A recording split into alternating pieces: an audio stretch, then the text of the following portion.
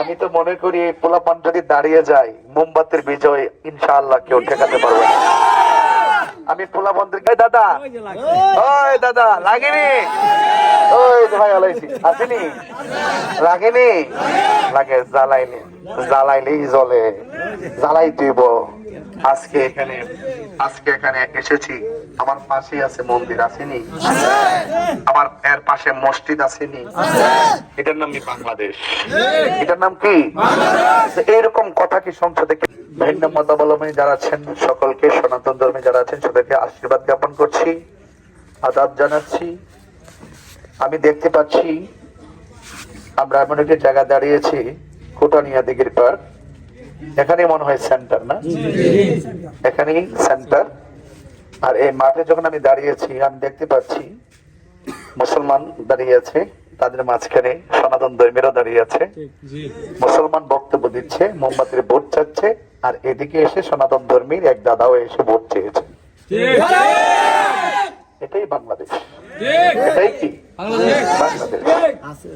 কারণ দলমত ধর্মবর্ণ নির্বিশেষে সম্প্রীতিতে শান্তিতে আমরা একসঙ্গে বসবাস করতে চাই।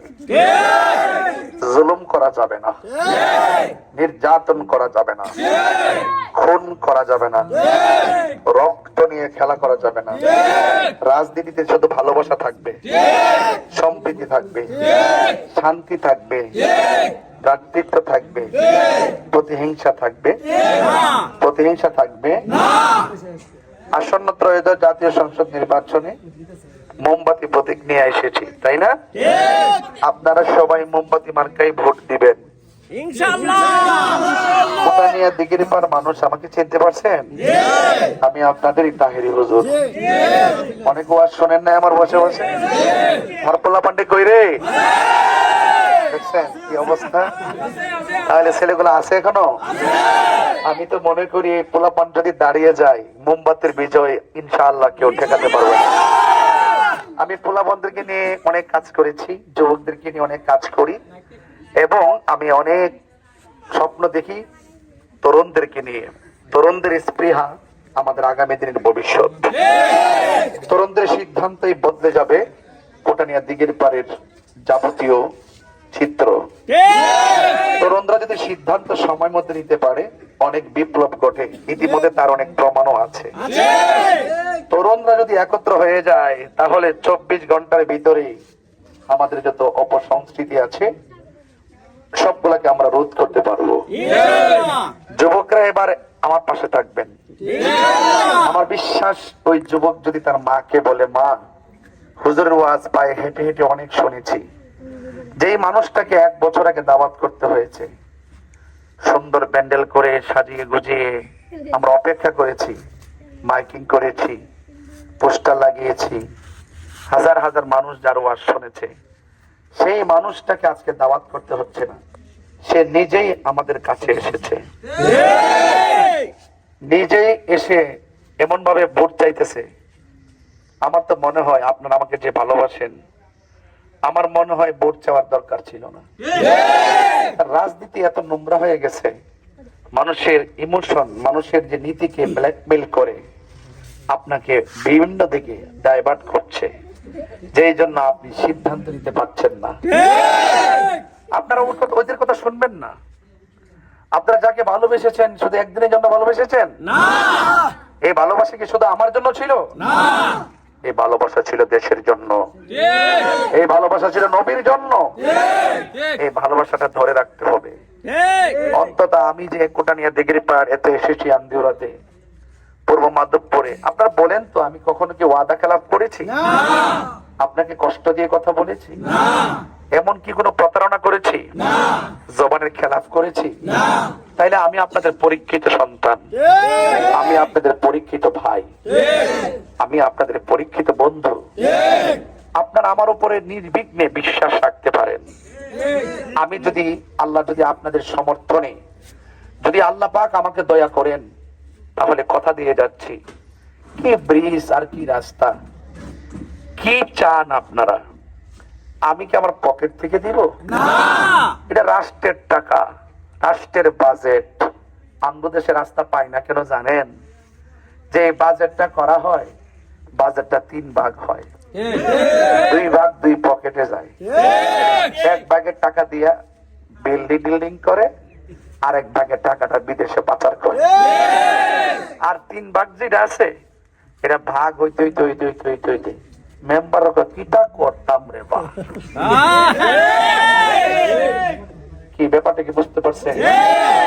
তো এই জন্য আমাদের দেশের বাজেটটা সুষম বন্টন নীতির আলোকে জনগণের খেদমত না করার কারণে, জনগণকে সঠিকভাবে জনগণের চাহিদাগুলো যে বাজেটগুলো আসে সেগুলো সুষম বন্টন নীতির আলোকে না থাকার কারণে আমাদের অনেক রাস্তা থেকে আমরা অবহেলিত।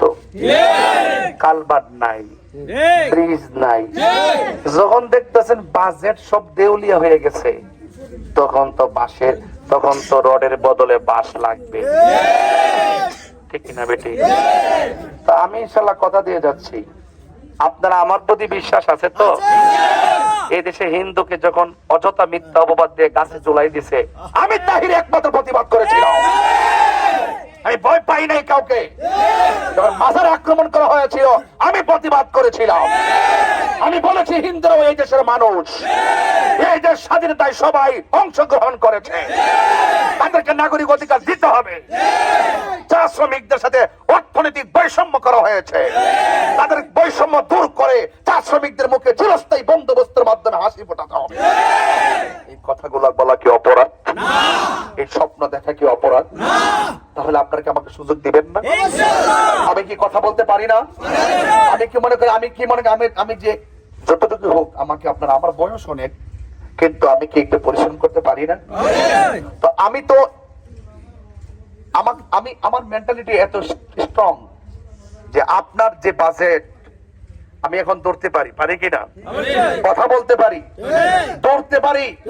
রাষ্ট্রের বাজেট আমি আশা করি আপনার যে প্রাপ্য, যদি প্রাপ্য নিয়ে যদি রাষ্ট্র কোনোদিন ডান বাম করে, আপনার প্রাপ্য আমি রাষ্ট্রের কাছ থেকে নিয়ে আসতে পারবো কিনা? কারণ রাষ্ট্রের সম্প্রীতি নিয়ে যেহেতু কাজ করি, আমাকে রাষ্ট্র ভালোবাসতে বাধ্য। আমি যেহেতু সম্প্রীতি নিয়ে কাজ করি, সনাতন ধর্মীরাও আমাকে পছন্দ করতে বাধ্য। মোমবাতি জ্বলেনি, সব জায়গায় লাগেনি, জ্বালাই তুইব বাজান, এটা জ্বালাই তুইব, এটা পাঞ্জাতনের আসনও লাগে বাজান। সব জায়গাতে লাগালে বলছে, শুনছেন না? শোনার কারণেই হিংসা বাড়ছে, নিন্দা বাড়ছে। এরা চাই যে টাকা যা আছে খরচ কইরা লই, 100 কোটি গেলে যাইব, 100 কোটি গেলে যাইব, 500 কোটি তো আইতাছে। এটা হলো তাদের রাজনীতি। আমি টাকা দিয়ে ভোট কিনতে পারবো না, আমি ভালোবাসা দিয়ে আপনাদের মন জয় করে ভোটের কেন্দ্রে আনতে পারবো।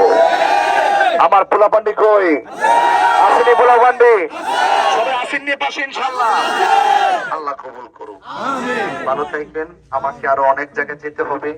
মা বোনদেরকে আমার সালাম আদাব জানাচ্ছি, এবং মা বোনদেরকে আপনারা ছেলে যারা আছেন, যুবকরা যারা আছেন, সকাল সকাল নিয়ে আসবেন অটো দিয়ে, সিএনজি দিয়ে। অসুস্থ যারা তাদেরকে নিয়ে আসবেন, সকাল সকাল 7টার আগে চলে আসবেন।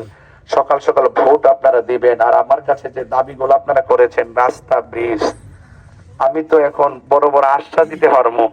আঙ্গদেশের অনেক এমপি মন্ত্রীরা বিগত দিন, আজকে দিনের বেলা গেছিলাম শিমুলগড়, সাতিয়ান ইউনিয়ন, একবারে শুনছি যে এখানে প্রায় অনেক সনাতন ধর্মীর লোক বাস করে। ভাবলাম যে করে রাস্তাটা যেমনই হোক লোক গুলো বাস করে, আর দেখে যে পরে সবাই মিছিল করছি আধা ঘন্টার উপরে। যাইতে যাইতে এমন ভাঙ্গা আর এমন মাটির রাস্তা, এর নিশ্চয়ই তো ওই এলাকাতে এমপি মন্ত্রী ভোট চাইতে যায়, কইছে না আপনারা যদি আমার ভোট দেন তাইলে আপনাদের এলাকায় ইউরোপ বানাই দিবে, ইউরোপ। আমি তো আজকে যাই ইউরোপ দেখেছি বাজার, মাটি দিয়ে হাঁটতে হাঁটতে দোলাবালে খাইতে খাইতে মনে মনে একটা নিয়ত করছি। কি নিয়ত জানেননি? যে আমার কাছে কেউ রাস্তা চাউন লাগতো না, এমন ভাবে কাজ করে দিয়া যাবো যে না আপনারা কন করে বন বেড়ে আইসিন, কত কথা কইতাম। বেটাটা এমন কাম করে গেছে, আমরা স্থানীয় বড় বড় আলাপ যারা করছে হ্যাঁ ওই কাম করতেছে। এই বিশ্বাস আছে না আমার উপরে ইনশাআল্লাহ? আরে আসেনি? আপনাদের টাকা মাইরা খাইতাম না নিতে আসি নাই, দিতে আইছি। সবাই আমার লাগে দোয়া করুন, আমি আপনার লাগে দোয়া করি। ডাইনে কেডা? মুহাম্মদ। বামে কেডা? সামনে কেডা? পিছনে কেডা? ডাইনে কেডা? ফাঁসি হয়, ফাঁসাই হয়, দাদাই হয়, দাদি হয়, জ্বলেনি। দোয়া করবেন। আসসালামু আলাইকুম ওয়া রাহমাতুল্লাহি ওয়া বারাকাতুহু।